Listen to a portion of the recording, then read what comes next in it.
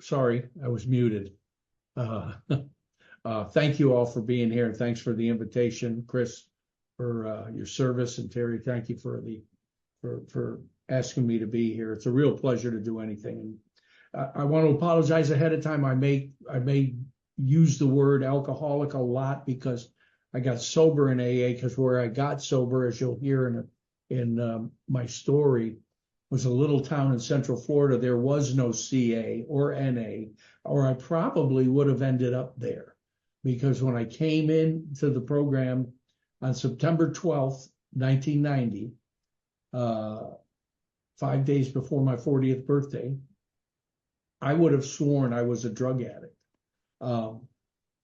But I realized that I suffer from a disease called alcoholism, which is twofold. I have this phenomenon of craving, and here's my drunk-a-log. It's a real simple drunk-a-log. When I drink or use, I don't stop, I run out. How do you do it? I have never once ever said to anybody, hey, Chris, do you have any Tupperware? I want to save this crack cocaine for the weekend. It's never happened, right? And I don't stop. I have to get stopped. To quote that great American philosopher, Mike Tyson, everybody's got a plan until they get punched in the mouth. And so I have to get stopped. And then, like, the boss is going to fire me. She's going to leave me. The police are going to arrest me. Something has to happen. And then I swear off. I'm done. And I mean it. So, and the evidence was insurmountable. And I'll tell you what makes me an alcoholic. I'm not sure. As far as I'm concerned, those two symptoms are the thing that makes me an alcoholic. If we read in the doctor's opinion, it says that most of us were maladjusted to life, in full flight from reality, or outright mental defectives. Although this was true to some extent, I want to know how to some extent you're an outright mental defective. But I guess, and in full flight from reality, I couldn't buy that one, because I don't know about you, but when I drink or snort some cocaine, I don't drink to escape. I show up. I love the guy I am with with an 8-ball in my pocket and a glass of scotch in front of me. Anybody ever heard? I left Niagara Falls when I was 18 years old. That's where I grew up. And I moved to Miami. I've been in Miami for 40 some years. Anybody ever heard of the South Beach diet? I invented it. It was scotch and cocaine. And that's what I lived on. And I used to own a bar on South Beach. So it was, and if you ever saw the movie Scarface, those were the people that drank in my bar. It was a crazy, crazy world. But I was also maladjusted to life. I don't know, and I couldn't figure this out. Most people learn through their mistakes. When I was younger, if I made a mistake, somebody would say, okay, correct the mistake. I didn't make a mistake. I was the mistake. I internalized the things I did wrong. And if I failed at something, it was because I was a failure. And I stayed that way for quite a while. And I thank God. I love the fact this is a CA meeting. I don't go to any CA meetings because we don't really have a lot around here, but I loved cocaine. I thought you had to want to stop using to stop using. I never wanted to stop using. I just knew it was going to kill me. And I was one of those guys. My wife and I raised 5 kids, and our youngest, there's a set of twins. They're 25 now. And I remember when they were younger, and she's got 26 years now in recovery, and I'm 33. And when our kids were in high school, we would talk to them. We'd say, listen, both your parents are addicts and alcoholics. You might have this gene. I don't know, but you might. And I'll tell you what to watch out for. It's real simple, because you're probably going to experiment. The peer pressure today is incredible. So when you experiment, if you find that you happen to like it way more than all your friends, you might be one of us. Because I loved it from the very start. There was no getting around it. It was, when are we planning the next outing? And of course, I started drinking. Drinking age was 18, so I started drinking before I did any drugs. It was still, back in my day, it was still quite a negative connotation on drugs, you know, and the hippies were just starting and I was just coming into my own. But the problem with drinking, and this way, when I knew I was also an alcoholic as well as an addict, is that every time I drank, I overshot the mark. Did any of you ever do more than you set out to do? I always did. And what would happen is I would drink. I say, tonight I'm not going to throw up. And I would always overshoot the mark. Next thing you know, I'm throwing up on somebody. And it would come up because I'd fight it down until you couldn't control it anymore. Luckily, I found out there's medication you can take, and that's cocaine. And I never threw up anymore. And the problem with the cocaine, though, is now I'm drinking to alcohol poisoning, 3-4 days of drinking along with the cocaine. And that's really kind of my story. I blossomed when I moved to South Florida. I loved it. I moved to South Florida to enroll in college. Don't get the misunderstanding that I went to college. I didn't. I enrolled in college. There's a big difference. Okay? I never went. And I'm the kind of guy that always wanted A's with D effort, right? And just let me know what I need to do to just get by. I graduated high school with a grade point average. Passing was 65. My grade point average for 4 years, never failed a class, was 66. And I never failed it. Do you know how hard it is to do just enough to get by for 4 years? Well, that's what I did. Just enough to get by. And I'm really good at that. So I moved to South Florida, moved to Miami, and I fell in love with it. It was like a frontier town, and that's where I discovered, other substances. And I went off the deep end with LSD till I couldn't do any more of that, and then discovered cocaine, and that was wonderful until I blew through my 20s, and the 80s were a blur. They were a blur. I hear music and see TV shows from the 80s. I don't even remember any of them. And it was really great, but all of a sudden I hit 30 and I saw a bunch of the guys that I enrolled in college with early on, and they had wives and homes and cars and careers. I'm living in an apartment with 4 guys, and our only furniture is like these wooden spools with electrical from construction sites, right? And nothing else, no furniture, barely could pay the rent and the lights with 4 guys in there. I only worked jobs where I'd get money that day, waiter, bartender, something like that, where they paid me cash at the end of the day, because I need to go out drinking every night and drugging. And, and then I started, this was the first time I made a feeble attempt at maybe trying to grow up. I was 31 years old, and I saw all these guys. I said, all right, I'm going to try and straighten my life out. And I think I'm going to really straighten out now. Well, as luck would have it, a set of circumstances happened, and I ended up opening a bar on South Beach. That was the career that I got into. That's a really bad job.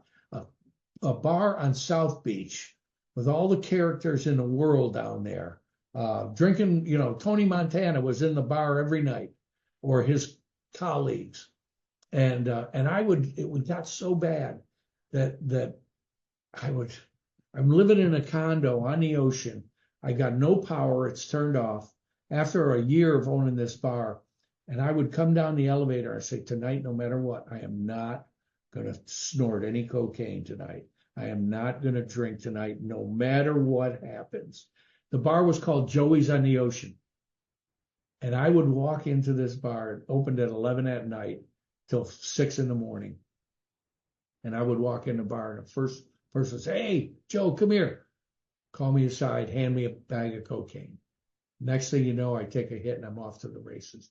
See, I got here 5 days before my 40th birthday. I'd never been to a CA meeting, NA meeting, AA meeting. I'd never been to detox treatment center. I have no idea what the symptoms of alcoholism is. I have no idea about the phenomenon of craving. I have no idea about the obsession of the mind. Matter of fact, I remember telling my sponsor, you need to try a little crack cocaine. You want to see what the phenomenon of craving is on steroids? Just do a little crack. You'll understand what that phenomenon of craving is. And hey, there's Babe. Hey, Babe, how are you? There's a guy I love. Hey, kids. Right, Babe? All right. And so anyway, I make this feeble attempt, but I can't stop. I'm drinking this every night in this bar. I'm drinking to alcohol poisoning. You can't touch my nose. It's bleeding all the time. I wake up in the morning, my face is stuck to the pillow from blood. I mean, it was terrible. So I got to do something to change this habit.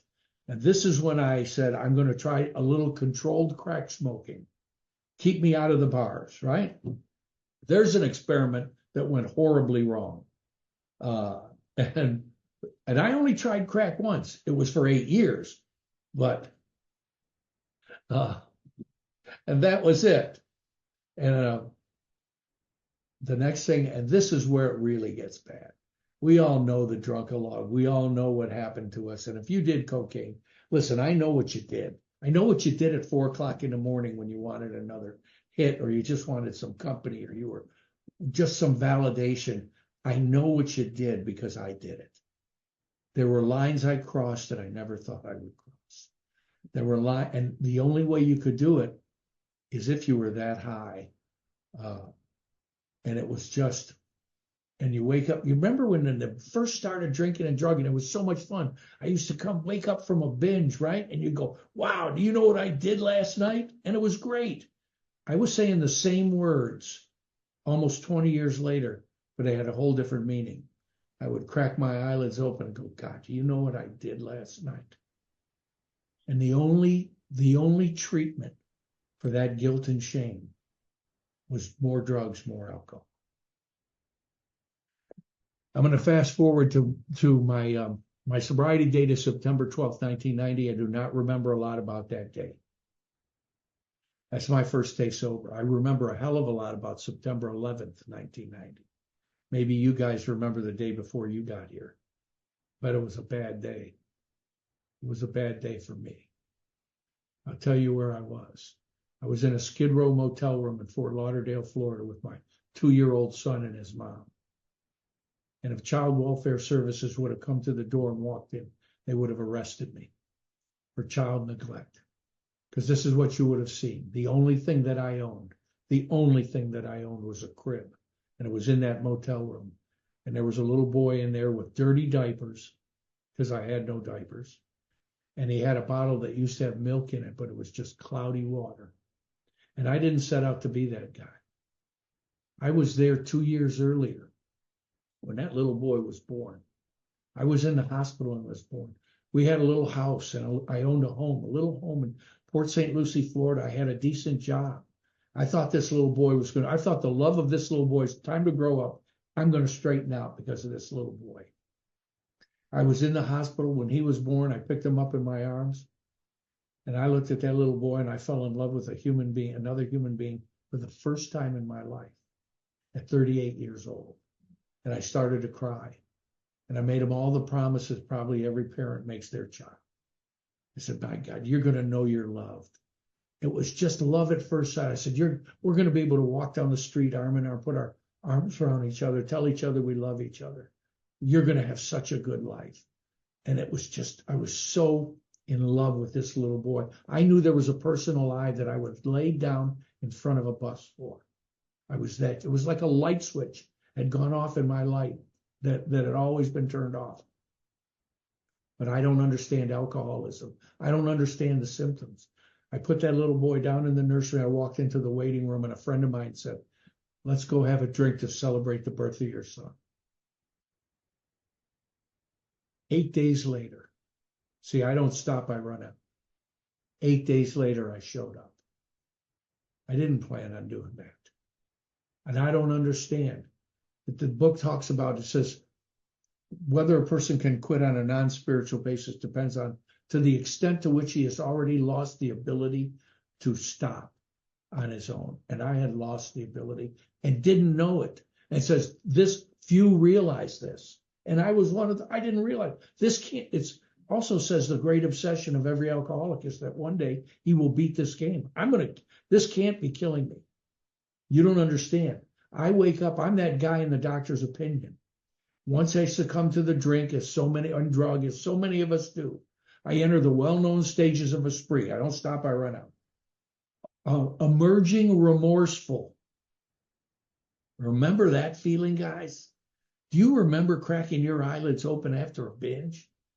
And the first thought in your mind was, damn, I'm not dead.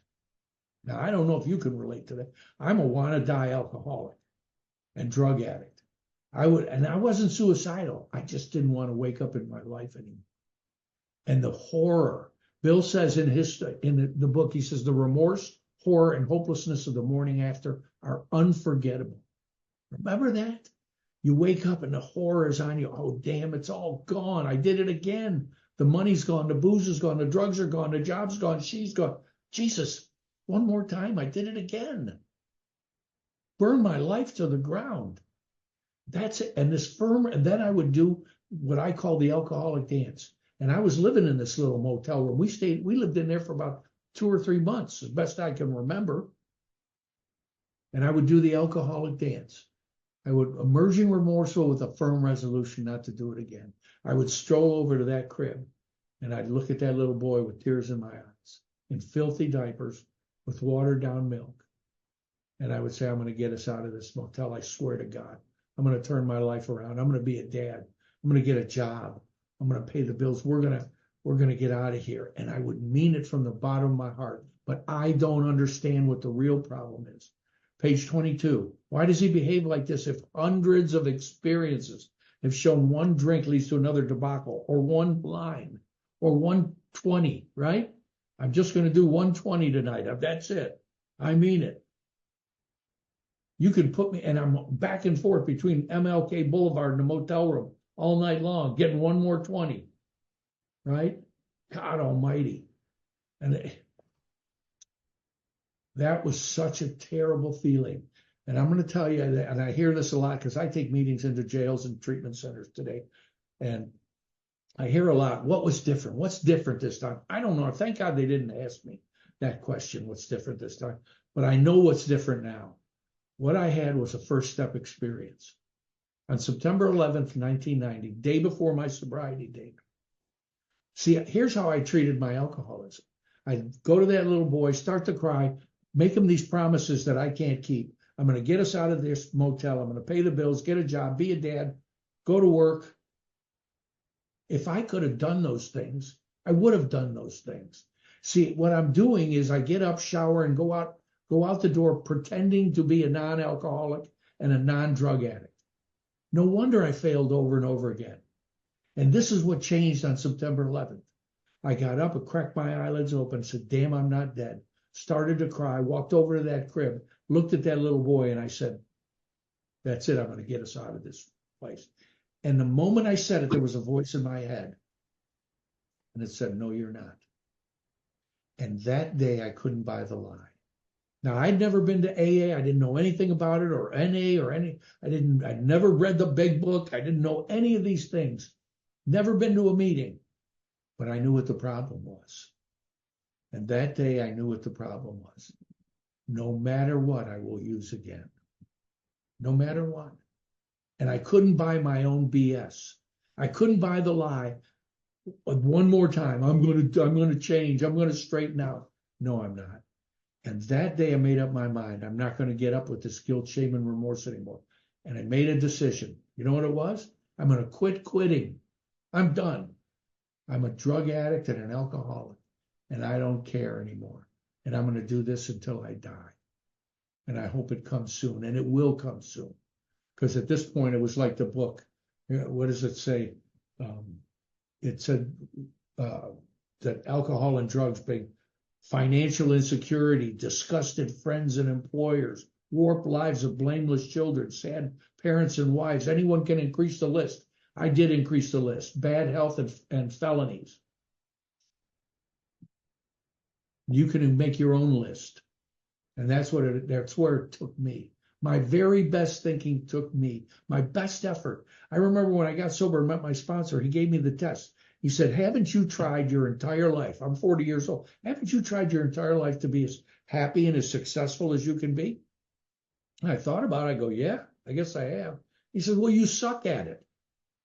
You ended up in AA. That's the best you got. And that was the best shot you got.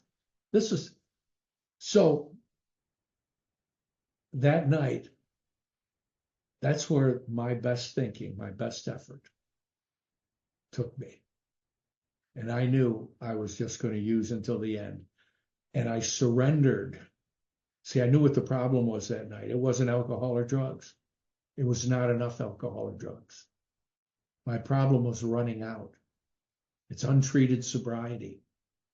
See, the only solution to that failed life at 40 years old, the person that I had become that I never wanted to become, the only solution was more alcohol and drugs.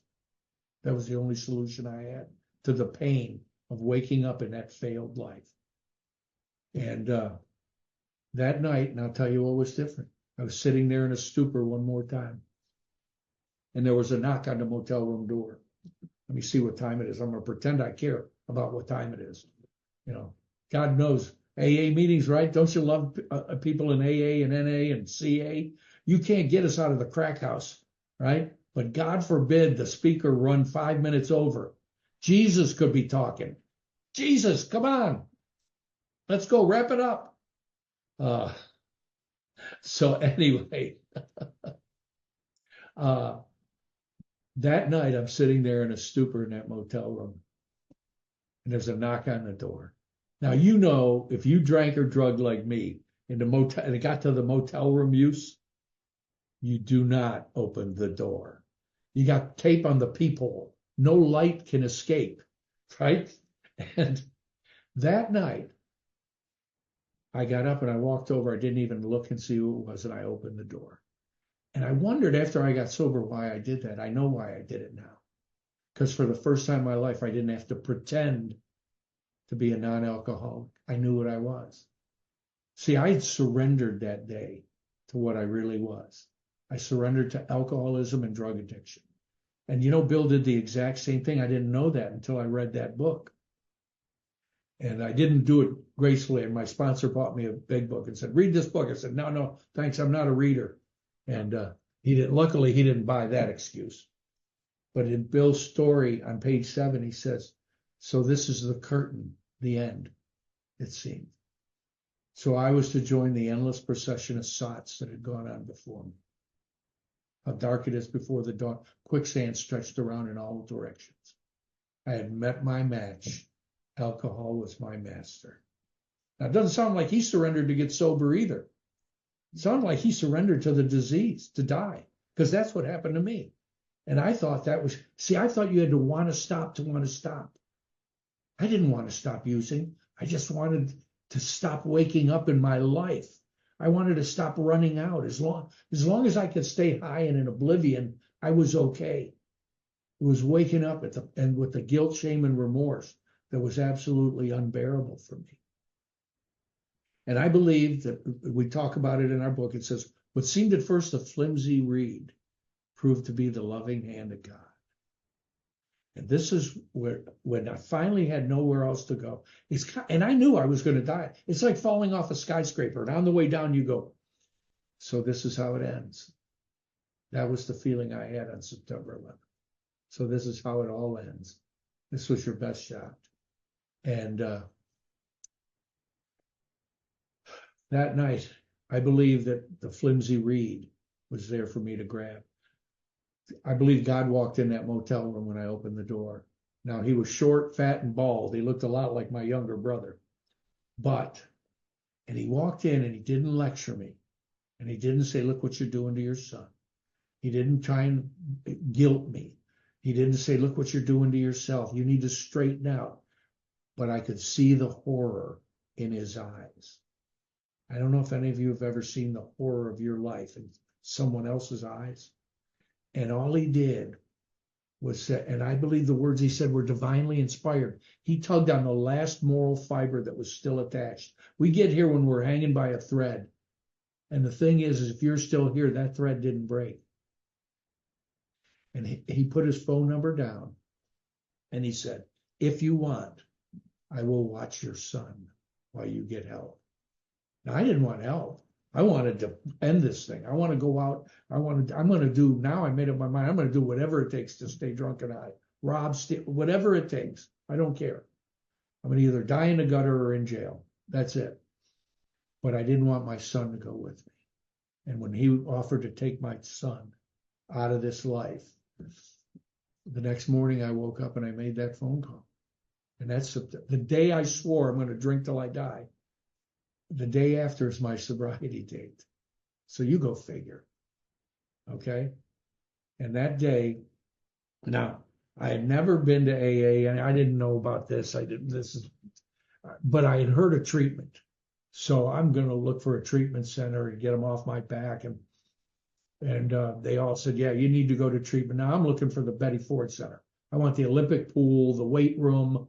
I'm going to get 28 days, get a little sun, I'll work out, be back in shape, be back on the streets in South Florida where I belong. And unfortunately, they don't take people like me. They finally found a place that took indigents, homeless people. It was an old apartment building in the hood, and I know this because I bought dope around the corner. And the United Way had turned it into a treatment center. And they finally had a bed for me. And 5 days later, I went in there, and it was my September 17th was my 40th birthday. And my 40th birthday night, a Friday night, I'm in this treatment center for homeless people. And you know, the ego in 5 days, it comes back so quick. I'm trying to be the cool guy. There's 50 of us in this treatment center. I'm trying to be the cool guy in the treatment center, right? What I was the old guy, right? I'm outside and we're outside that night and I'm smoking. We were real men. We didn't vape. We smoked. And so we're outside smoking and this young guy pulls up in a new car, gets out of the car. He's 27 years old. I know because I got to know the guy. I don't know what he's doing. It's Friday night in Miami and we're in the hood in this apartment, in this treatment center. And this guy pulls up, gets out of the car. He's got a collared shirt on, creased pants. And I'm going, geez, what's he doing here? I bet he's a counselor or something. I wonder what they pay this guy. I bet I could do this game. And I'm trying to impress these young guys that I'm out there with. I'm going, do you know who I am? I used to own a bar on South Beach. Joey's on the ocean. They used to call me Miami Joe. Nobody called me Miami Joe.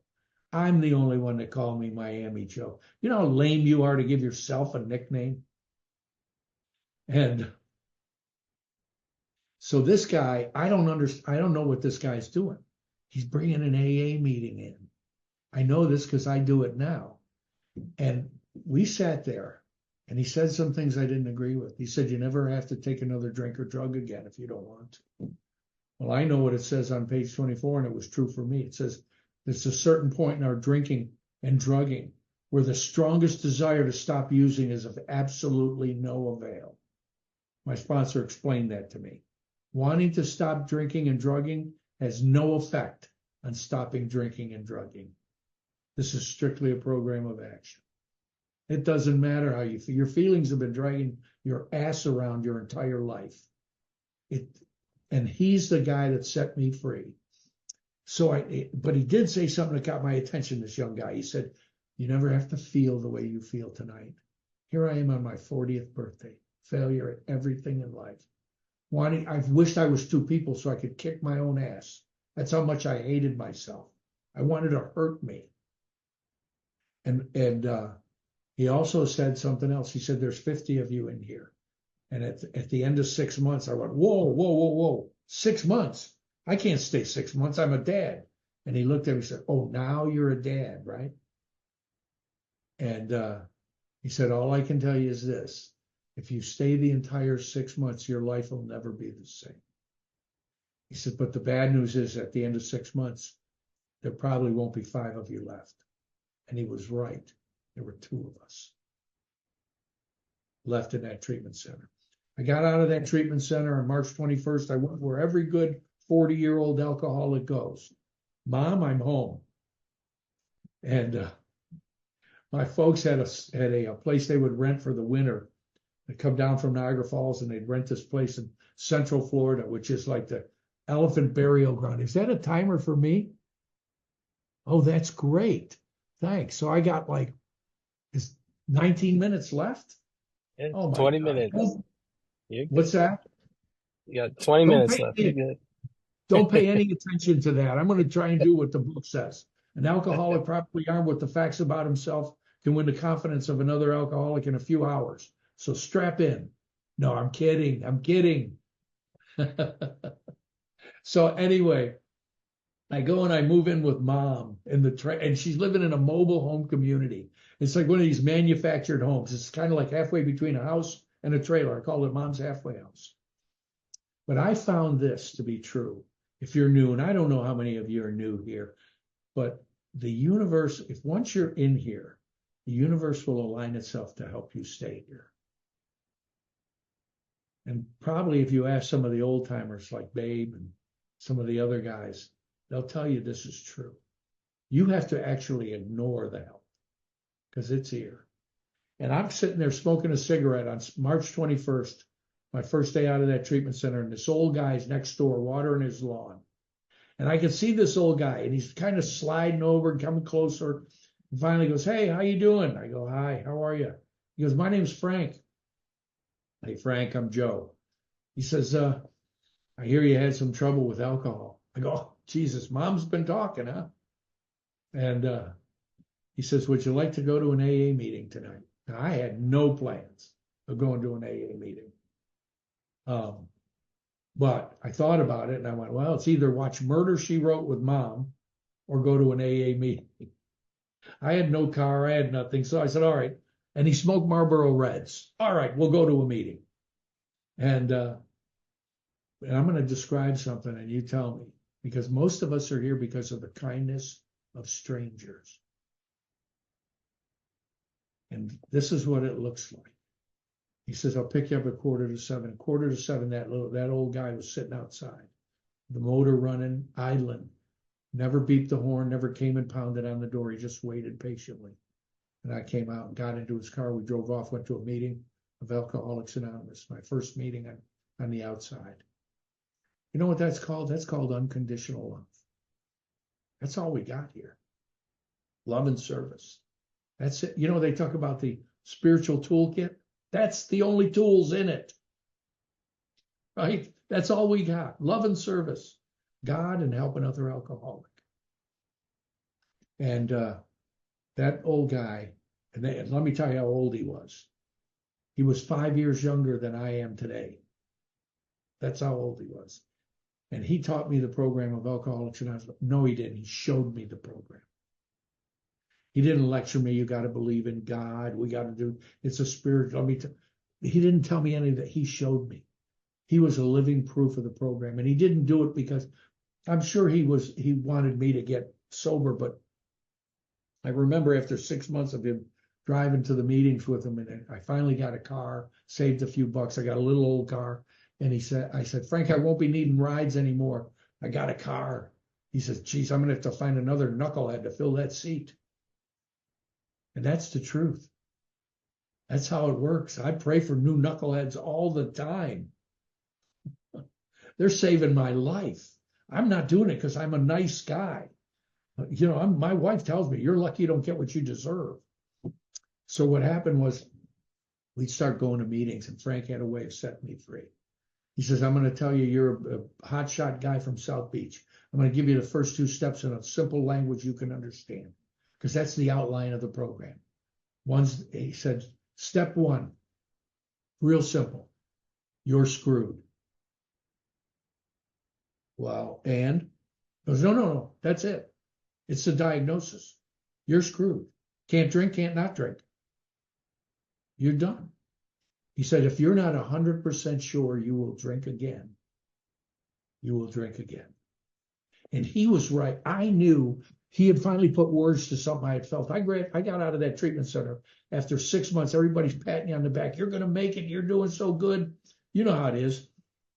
But I walked out of there with butterflies in my stomach going. And I'm telling them all, I hope I'm not going to use it. But I had these butterflies going, I wonder how long this will last. I wonder how long I'm going to stay sober this time. You know, because I screw up. I'm a screw up. And he put words to it. And I stuck around with Frank. And then I said, but here's the problem, Frank. If I'm going to drink again, then it sounds like it's going to take a friggin' miracle. He says, you're right. That's step 2. And that's what we got in here, guys. A power greater than yourself. You're out of ammo.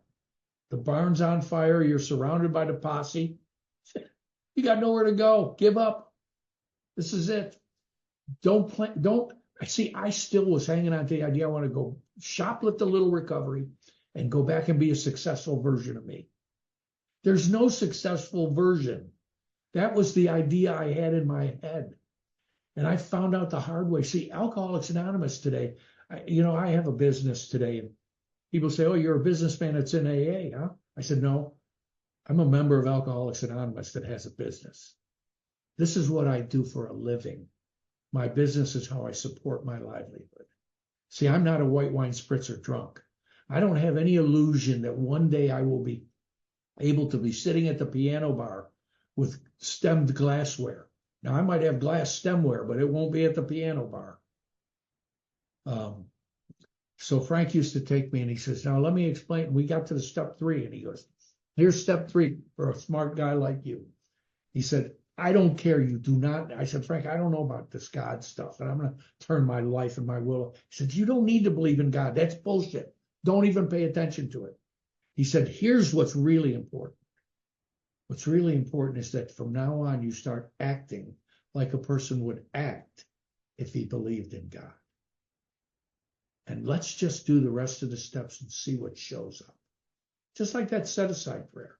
Set aside everything you think you know about God, about your life, all of that. Just set it aside. Let's go through the 12 steps and let's see what shows up. If God's real and we're not BSing, it'll be there. If not, go on back to holding up liquor stores. It's real simple stuff, but for a guy like me, I can't believe I got to be 40 years old and didn't have a clue. Did not have a clue. I did a 4th and 5th step with Frank and started to get sober. It's amazing when you don't drink and don't snort cocaine and don't commit felonies on a daily basis, your life gets better, right? And I started to work and I started to show up for work and things got good. And within the next year, I had never done a really good 4th and 5th step. I done a conditions, not a causes and conditions 4th and 5th step. See, the conditions 5th step means I got rid of the conditions that were the consequences. I paid the IRS. I hadn't paid in 20 years. I got rid of the felonies. I got my son in custody of my son. And I'm a single parent. His mom never did get sober. And things got better in my life. I meet a girl in AA. Surprise, right? And she's the most wonderful girl in the world. She's got 2 kids. I've got my son. And I became an AA stalker. I was following her around wherever she went. And things started, I thought these were the promises coming true, right? She looked like one of the promises. And then I started getting promoted at work. These are the promises. My God, I should call Oprah. My story needs to be on Oprah. The ego grows back so fast. I get a job offer. Now I'm getting, it says without alcohol, we're restless, irritable, and discontent. I started to become restless. You know what that means? That means that where I'm at isn't quite the place I'm supposed to be. It's just over there. If I just had that job, if I just had this much more money, things would be a little bit better. And I start worshiping the gifts instead of the giver. And little by little, we had a beautiful AA wedding at 4 years sober. We get married. I get this unbelievable job offer. The problem is it's down in South Florida. And I tell my sponsor, we're moving to South Florida. I'm going down there. This is my golden opportunity. It's finally come true. My chance to really get ahead. And I uprooted that little family and we all moved to South Florida. And I took this big job, making more money I ever thought I'd make in my life. I'm not even qualified for the job, but my sponsor says, we interview well. And I did, right? We know all the right things to say. And I got the job and I'm working 12, 14 hours a day, 6, 7 days a week. If you're working that much, you're not qualified. Okay.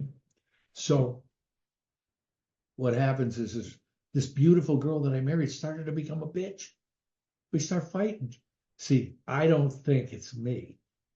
See, I'm hiding a little money now because things aren't as sweet and lovely as they were the first 6 months, just in case this thing doesn't work out. See, I'm not present, and I think I'm fooling somebody. I'm going home putting a cardboard cutout of a husband up, and I think I'm fooling her. And I'm putting a cardboard cutout of a dad up and think I'm fooling those kids. And I'm not present. And it's all about me one more time. And I'm going and lying and going to a place I shouldn't be going. And I come home one day after about a year of marriage, a little over a year, and she goes, if this is what being married to you is like, I want a divorce. What? And I am stunned. Look what I've done for you. By the way, if you're the one leaving the house, it's not your house. Okay? And I got thrown out of that house, dragged my little boy in tow, and I'm broke again because we're never prepared for it.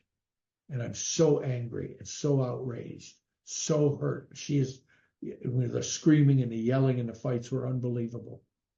And I can't see any of my part. Cannot see it. It says on page 60, the alcoholic insanity returns, and then we drink. I was back in the insanity in full blown and can't see that I'm the one making all the decisions in my life. And shortly after, I'm so angry and upset. I'm not eating, I'm not sleeping, and it affects my job, and they fire me 3 weeks later from my job. Best job I ever had. Here I am, 6 years sober. I've got fired from the best job I ever had. The best woman I'll ever meet just divorced me, and I'm broke. Worse off than I've ever been than the day I walked in here. And I'm so angry. And first time in my life I ever became suicidal. And I remember it struck me one night, I was in so much pain. I wanted to drink more and I wanted to stay sober. And I was driving around and I saw a bar and the name attracted me. It had a name that caught my attention. It said bar. And the parking lot was in the back and it opened at 8 in the morning. And I can go in there and be Miami Joe for a little while. And I circled that bar for 6 days, but it's hard to drink when you got 6 years sober. It's because I had unworked the steps all the way back to that step one, but I hadn't unworked that experience. I knew if I take a drink, my lifestyle is going to change. Isn't yours? Isn't your lifestyle going to change? Are you going to be able to pretend to be a good worker, an employee, and a dad hitting the crack pipe or snorting cocaine every day? We think we're fooling people. And I got up on the 6th day and I couldn't take it anymore. The pain, I left my little boy asleep in the back room, drove across town to that bar.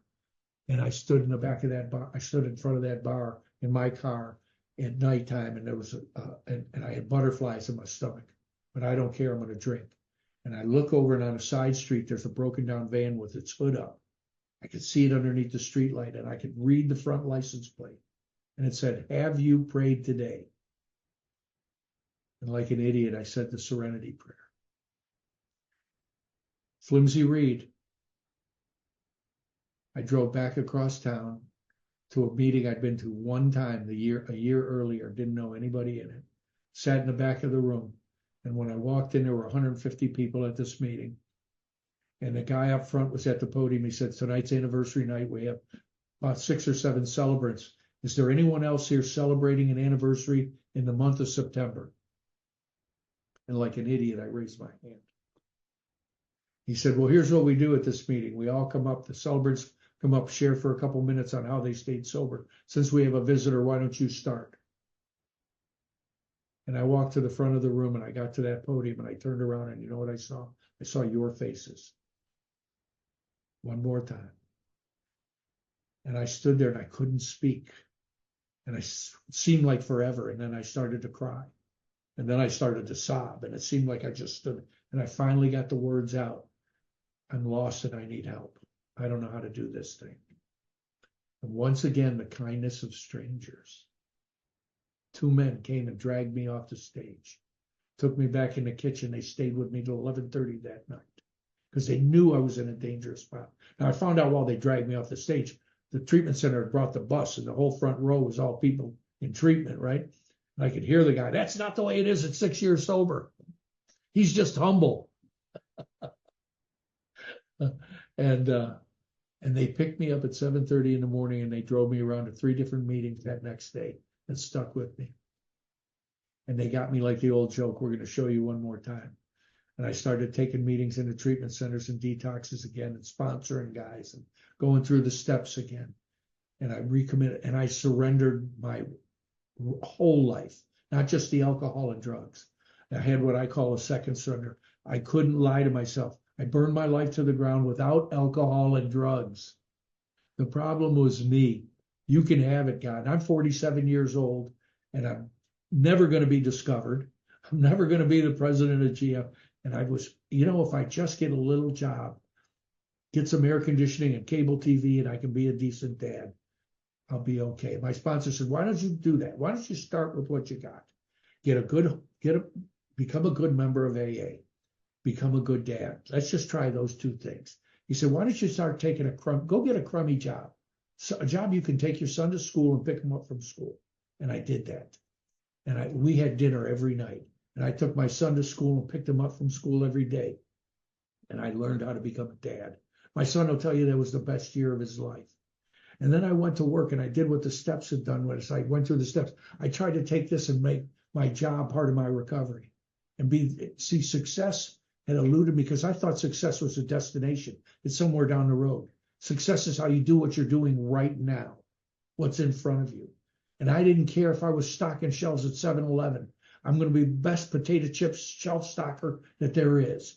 And I did that, and I went to work with a different attitude. And the craziest thing happened. I fell in love with this crummy job.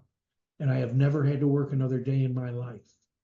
And that job has become my business for the last 25 years. And then my wife and I ran into each other at a conference.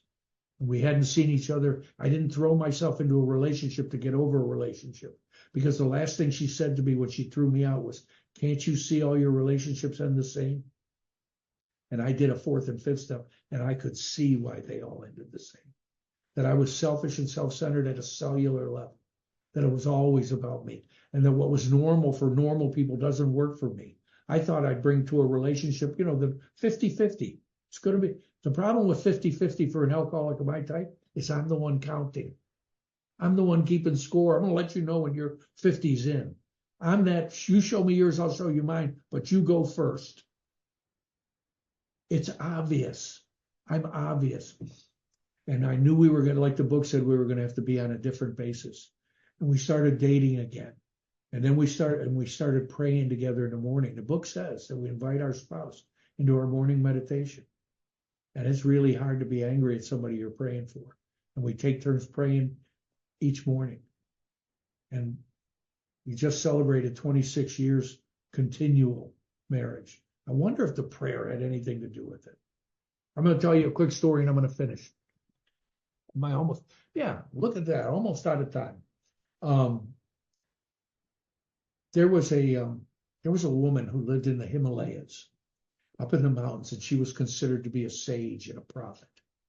She lived alone and in a little cabin up in the mountains in the Himalayas, and she would bake some bread and go sit by the stream every day and meditate. One day she was sitting there and the spring thaw had come and it washed down a stone in the stream in front of her. And it was this precious stone. And she saw it. She knew what it was. She picked the stone up and put it in a basket with her bread. And she continued to just sit there and meditate in peaceful state. And out of the mountains came this pilgrim who was on some spiritual pilgrimage. And he was dirty and he was hungry and he was on his way back down. And he was dejected. And he smelled the bread and he came to her and he said, do you have anything to eat? Could I have something to eat? And she said, of course. And she opened her basket and gave him some bread. And he saw the stone. And he said, wow, that's a nice stone. Could I have that stone? She said, of course. And she gave him the stone. He took the stone, ate the bread, and he went down the mountain to the village. The next day, she did what she'd always done. She baked some bread, came, sat by the stream, did her meditation and prayer, and just sat there. And up from the village came this guy, and he had the stone in his hand. And he came back up to her and he said, "You know, I want you to have this stone back." And he said, "Because I discovered what it is I really want. I don't want this stone. What I want is what's inside of you that allowed you to give me this stone." And I think that's our story in Alcoholics Anonymous. I didn't want what Frank had. I want everything he's got now. He gave me the stone. I hope you find somebody to take that stone that's willing to show you how to give that stone away. Thanks, guys, for having me. I love you all, and I love being sober today. Thank you.